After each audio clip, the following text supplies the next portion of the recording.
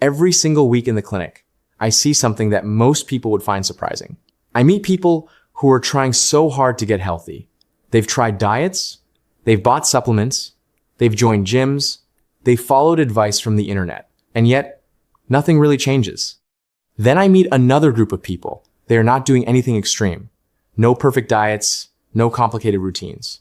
And yet they are healthier, more energetic, more stable, less medication, better blood work.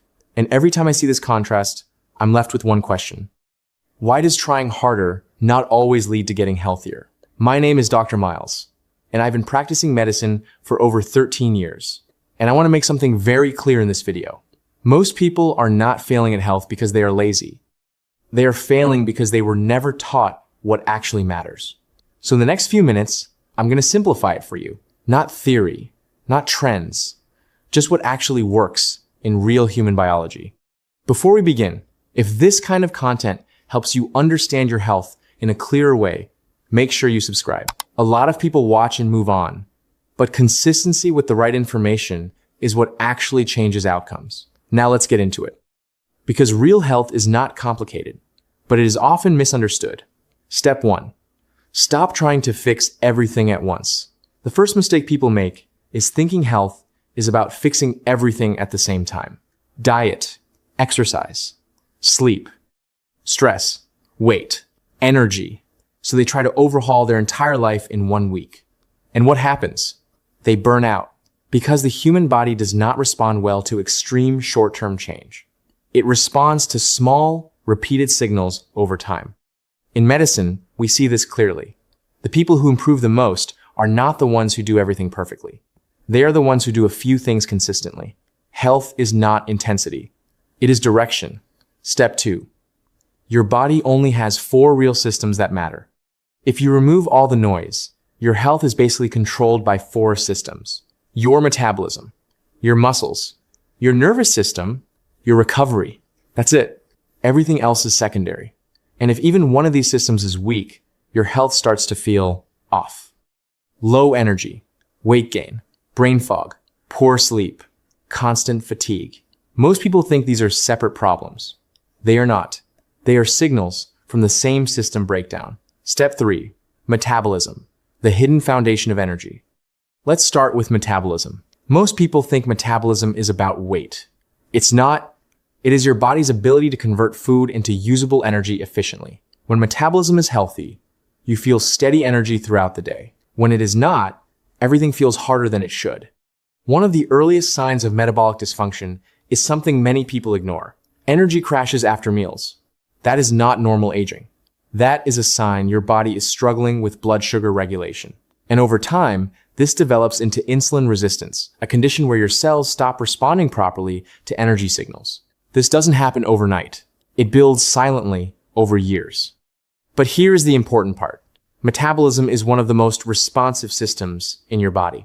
Small changes in movement, sleep, and meal timing can significantly improve it. Your body is always adapting. The question is, adapting toward health or away from it? Step 4. Muscle, the organ that controls aging. Now let's talk about something most people underestimate completely. Muscle. Most people think muscle is about appearance, but in medicine, we see it very differently. Muscle is metabolic protection. It regulates blood sugar. It stabilizes movement. It prevents injury. It supports recovery during illness. When muscle declines, everything else becomes harder. There is even strong research showing that low muscle strength is one of the strongest predictors of poor long-term health outcomes. And here's the part most people don't realize. After your 30s, you naturally lose muscle every decade unless you actively maintain it. Not through walking alone, but through resistance, using your muscles against force. This is why some older adults remain independent into their 80s and 90s, while others struggle much earlier. It is not luck. It is muscle preservation over time. And the good news? The body responds at any age. I have seen people in their 70s rebuild strength they thought was gone permanently. Step 5. Movement, the medicine people underuse. Most people think health requires intense exercise, but the truth is simpler. Your body was not designed for long periods of stillness. It was designed for frequent movement. Walking, standing, stretching, carrying, reaching.